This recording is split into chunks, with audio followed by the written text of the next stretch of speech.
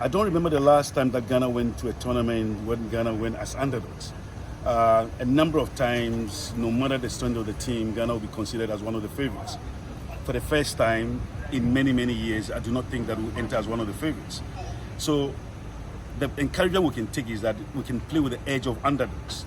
And as the president of the FA indicated at the press conference, there have been a number of times when underdogs have gone into tournaments and won. We remember the case of Zambia, who went into the AFCON as huge underdogs and went and won. When Algeria were champions and were defending, they were booted out in the at the preliminary stage. So the AFCON isn't got any format, but I think that this is a decent squad. This is what we have, and I'm hoping that at least they would live up to expectation and prove their critics and the skeptics wrong in not just getting far into the competition, but hopefully laying hands on the trophy itself. Thank you so much. So that was that. Well, I think the manager of the side tried to clarify this particular point, that there will always be changes in preparations. The team, as we were told, had decided to go and camp in South Africa. There was total uproar from the nation as to whether it made sense or not, particularly considering the climatic conditions in Southern Africa at this particular time, for which reason Namibia, who were in Southern Africa, decided to come and camp in Ghana, and Algeria decided also to come and camp in Togo. I think by conventional wisdom, if you get into a tournament, you go into areas where the climatic conditions are congenial, and you prepare and fine-tune for the main tournament. So I think the uproar was justifiable, and thank God the FA, I want to believe, acquiesced to the pressure. Whether they acquiesced to the pressure or whether it was their decision to go to Kumasi, for now, at least we feel comfortable that we have decided to camp in Ghana. There have been periods where the nation camped in Ghana, went to tournaments and did well. I was privileged to be with the team in 1991 when we camped at the Specialist Training College, where facilities were not the best. We went to AFCON in 92 in Senegal, and we picked silver. So I think it makes a lot of sense to settle in Ghana. And once all the boys are comfortable with that, and the management and the technical team are comfortable, I think we can end the conversation. Well, it's a mixed feeling for me. For an added follower of the Ghana Premier League, I'm super excited that Lamptey and a couple of players got a look in. But for me, the party exclusion, it's a big one for us. If it works out, that's a masterstroke. But I think that party gives us a lot in that midfield, not just with his quality, but his pedigree and all that. One will also argue that Partey has not had an 18-carat good performance when it comes to the national team. He's played in 2 major tournaments, AFCON, 3 major tournaments indeed, 2 AFCONs and 1 World Cup. He's not really imposed himself as the maestro we know him to be. So is this the right time for him to miss the Nations Cup when indeed we want to win our first Nations Cup in 42 years, where we need all our Arsenals, all our best players to come to the party? It's a big miss for me. Maybe it's a calculated miss or calculated risk, I should put it. But for me, I would wish that he was in the squad, he was in Ivory Coast, even though he's recovering from injuries and all that. But I would wish that he was part of the squad. So if you ask me, the big miss for me would be Thomas Partey missing the train to Ivory Coast. For Arsenal, Arteta and the likes, it's a big win for them. Because if you watch the last 5 games for Arsenal, 2 wins, 2 wins, 1 win, 2 defeats and 1 draw. That's a really bad end to the year for them. So they will also want to keep him, considering the fact that he's returning from injuries and he's now picking up the pieces in his fitness. It's a big win for Arsenal, but a major loss for the national team, the Black Stars. From a lot of things that people see. One, I don't have a problem. Whatever we are passing through, there's nothing that goes up and doesn't come down. I believe in that simply. Also, we are now building a team for the future. If you should look at the team that we have a cross age, maybe 1923. So if we are giving ourselves to 2026 in America, in the US, by His grace, if we should qualify, we have players who are mature enough to play football. So we just have to be patient. But I know a lot of people don't want the patience. They want results. You cannot get results without building. You need to build. Whatever you put under the ground have to rotten before it comes up. Rice, corn, pear, anything at all you put in the ground, it's rotten. So I think we are building and everybody should be patient. Not many surprises, really. I feel like that coach Chris Hughton has chosen to go with the pool of players that he's worked with for most part since he took over the head coaching job. I thought that despite his injury, being as pivotal a player as he is, Ghana might at least have considered taking Thomas Partey to the AFCON and maybe having him come into the squad if the team progressed in the latter stages, but that didn't happen. And I feel like that is also understandable because the player, I'm sure, has conferred with the GFA, Arsenal, and all his stakeholders to have made that decision. And so I believe that it's a fair squad. I'm not too happy with the weight of our midfield. I mean, a guy like Ofichu hasn't played football for a long time. It's a big loss for us. We're missing Partey as well, but I feel like this is a chance for a guy like Ashimeru to show that he can be as good as everybody thinks he is. So I feel that if he gets a chance in this tournament, it should be a big tournament for him. It should be personal for him. A guy like Joseph Painter as well. A lot has been said about his performances with the Black Stars, his statistics with his club side in Belgium. I think this is a time for him to also make a statement and make a name for himself. And then, of course, we talk about Andre Ayew. I believe that this might be perhaps his last AFCON, and so he wants to leave a legacy. He wants to leave his mark on the national team. All in all, I feel like this is a pretty decent squad, as decent as we could possibly have had it as a nation. And so I think, like the president said, we need to support the team. Hopefully they do well in the tournament. Certainly, yes. I mean, if you look at our recent trajectory of results, especially against top 10 teams on the continent, it hasn't been the best. And so I would say that Ghana are underdogs for the tournament. And I also think that is a good thing, because going to a tournament with the weight of expectations, especially knowing how Ghanaians are, especially when it comes to their football, it can be a bad thing. And so to be underdogs for the tournament, typically you don't think is a good thing, but for the Black Stars, I think they are, and I think it's a good thing. Very, very, very disappointing. Bernard Tekwete and I think Abdulaziz Yakubu. I think those are two players who have been in really good form. Those are players I'm surprised, because even Tekwete did make the 55-man squad. Aziz Yakubu did not make the 55-man squad at all, which is very surprising to me, because our coaches say they use a lot of data in their monitoring, and so maybe his profile is not something they want in the team. But Tekwete's exclusion, it's happened over a period of time, I think, and I feel it's very puzzling. We want strikers who score goals. If you look at his numbers compare with anybody out there, and so if we say we want to score at tournaments, which has been a problem for us recently, I think we should be looking at guys like Tekwete. Again, coaches know what they look out for, but I feel like maybe they should widen their national scope a little, and also rope guys like Tekwete. It will benefit the nation. Well, for me, I think that it's a good squad, considering the fact that we've got a blend of experience and youthfulness. We've got players who have been to the tournament before, and we've got players who are going for the first time. The good news, however, is that Kudus Mohammed is making it, and Majid Ashimeru is also making it. I mentioned these two players, and especially Richmond Houghton.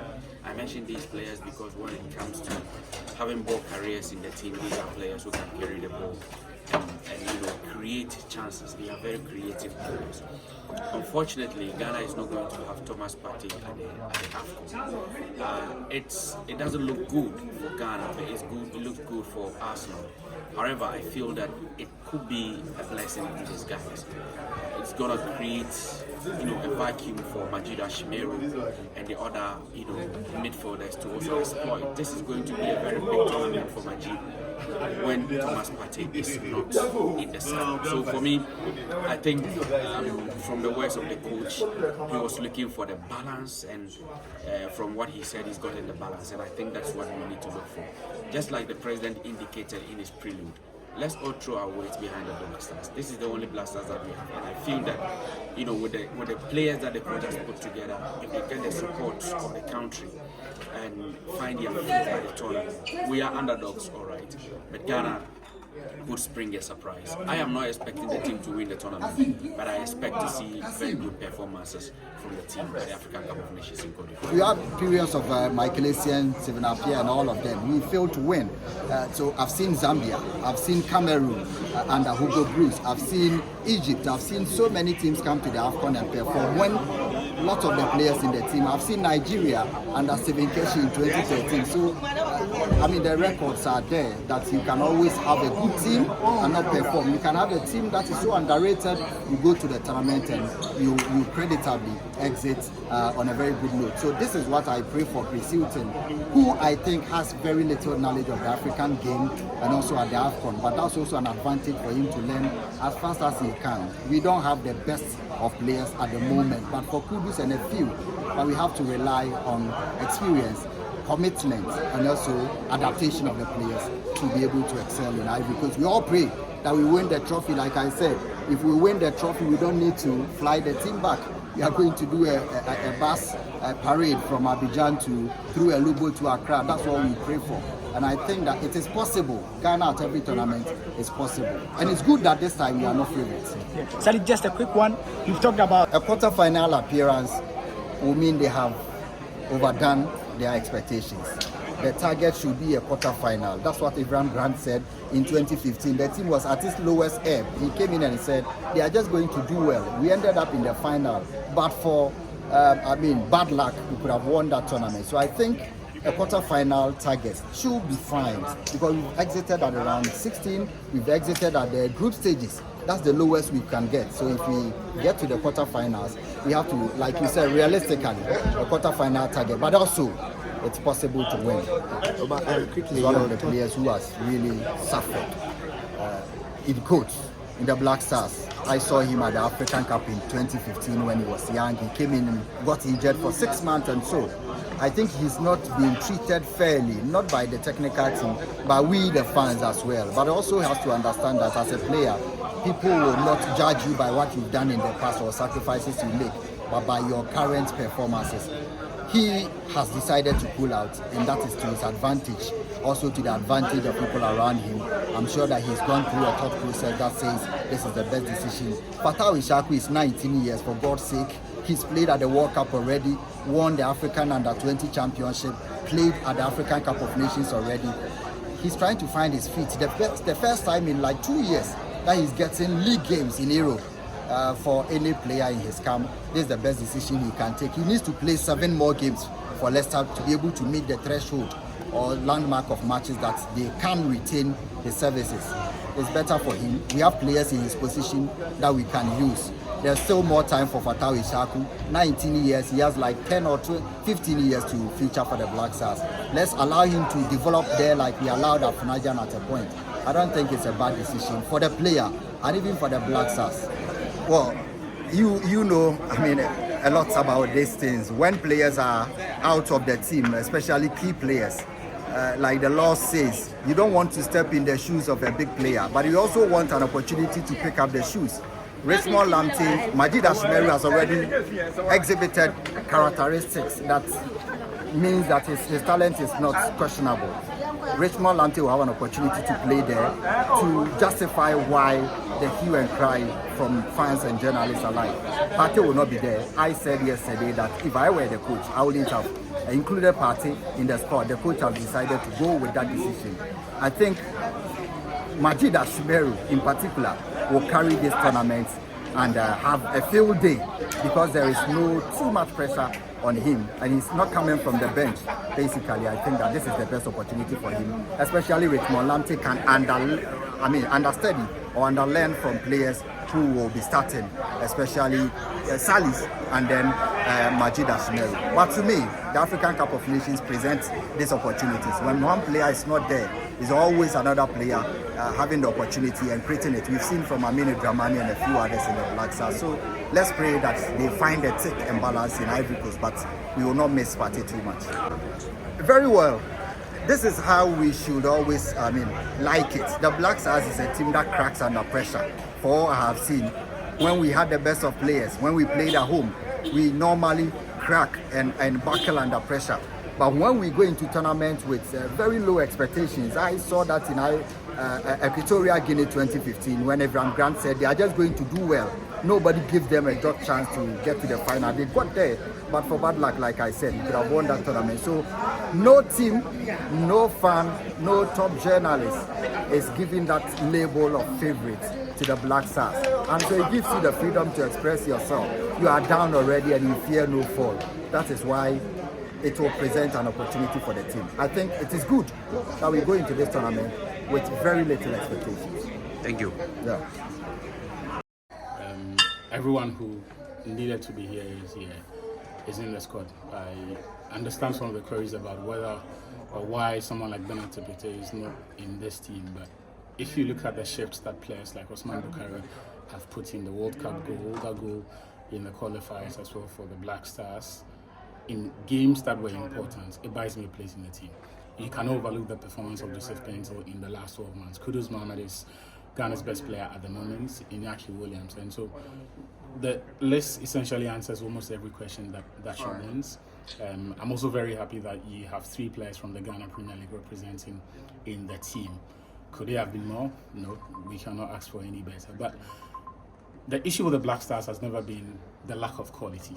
I think it's been more of the quality of the technical culture that we have and the structural problems in the team, and that's where I think the buck stops with Chris Hughton. If you look through the Black Star squad for the last AFCON, I don't think it was a shabby team. If you look through the team that got eliminated by Tunisia in 2019, I don't think it was a shabby team either. If you look at the teams that have lost to Comoros, the games against Central African Republic, struggling to beat Angola, even Madagascar, all of those were teams that on paper should have been able to. But over time, we have come to accept a painful truth that the Black Stars is not a team. We have a collection of very talented players. And perhaps my regret is that in the 1 year that Chris Hughton has been in charge of the team, he has not had the sort of influence or impact that you expect on the team. Because Chris Hughton made his name as someone who can build a very compact, solid team, very pragmatic, with a clear attacking style, even if not heavy on an attacking brand of football. But in the time that he's been in charge of the Black Stars, it's been difficult to tell what exactly he wants to do with the team. But all of that is behind us now. We're going to the AFCON. He has 10 days to train this team and give this team a semblance of an identity, and hopefully do better than we did in Cameroon, which shouldn't be much, because I think that, yes, we've been poor for a long time, but at the very least we should be able to make it out of the group stage. So those are my views, and that's what I expect from Chris Hughton. With the absence of Thomas Partey, do you think that is going to be a big show for Majid Ashimiro or Richmond Lamptey? I think it's a big opportunity for Majid Ashimiro. He's a bit more exposed. He's more used to the national team. And if that performance against, was it Madagascar was anything to go by, he's someone who, under the right tactical context, can give you a lot of value in midfield, especially in an area where the team has lacked inspiration. I can't remember the last time we had any midfielder given Ghana a sustained performance in any tournament or in any period. And so this is a very fine opportunity for Ashimiro Majid, knowing that Thomas Partey is perhaps going to be back at the end of the AFCON for this team. But also, Partey is north of 30 now, if I'm not mistaken. And so he probably has 5 years maximum in the national team, if you are to go by the lifespan of central midfielders in the Black Stars are concerned, which means that there is a big opportunity for him now to play on the mind of the manager as far as the long term or the future of this team and his significance is concerned. So yes, he perhaps has the biggest opportunity of the players who have been invited. Thank you.